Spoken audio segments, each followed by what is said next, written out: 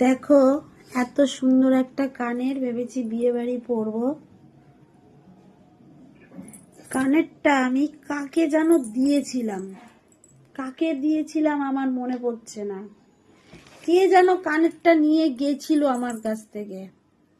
ফেসবুকেই আমি বলছি, আমাদের পাড়ারই কেউ নিয়ে গেছিল। আমাকে কানেরটা চেক করে নিতে বলেছিল, যে দেখো বৌদি, আমি কানেরটা দিয়ে গেলাম তোমাকে, সাউন্ড কমা। তো আমি দিয়ে গেছে, ঠিক আছে, চেক করিনি, কানেরটা ভেঙে দিয়ে গেছে। তো কার জিনিস নিলে যে সুন্দরভাবে ব্যবহার করতে হয় সেটা কেউ জানে না বা বোঝে না। সাউন্ডটা কমা টুকটুক, দেখো। তো আমিও বোকা, তখন আমি চেক করিনি। যাই হোক, খুব ভালো করেছো। কে যেন নিয়ে গেছিল, আমার মাথায় ঢুকছে না। কে নিয়ে গেছিল কানেরটা আমার কাছ থেকে?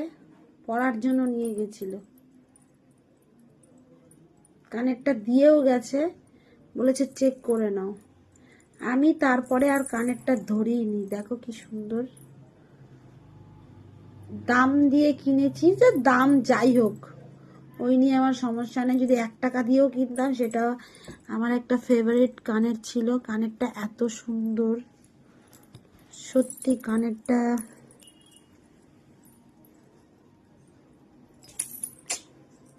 আমার। এখন আমি বের করলাম, দেখো, আমি এখন বের করলাম সব কিছুর থেকে।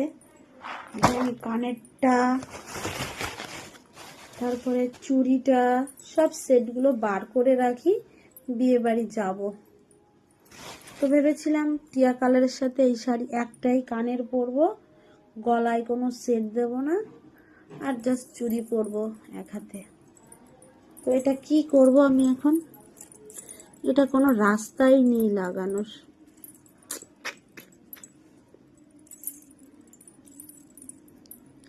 দড়ি দিয়েও যদি বাঁধি।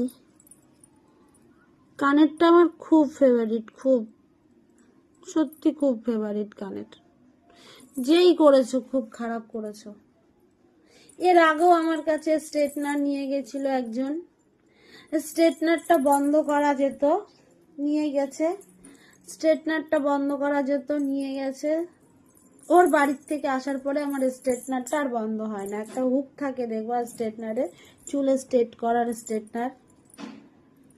বললাম, আমি বলে কি চেক করে নিও, আমি আর চেক করিনি।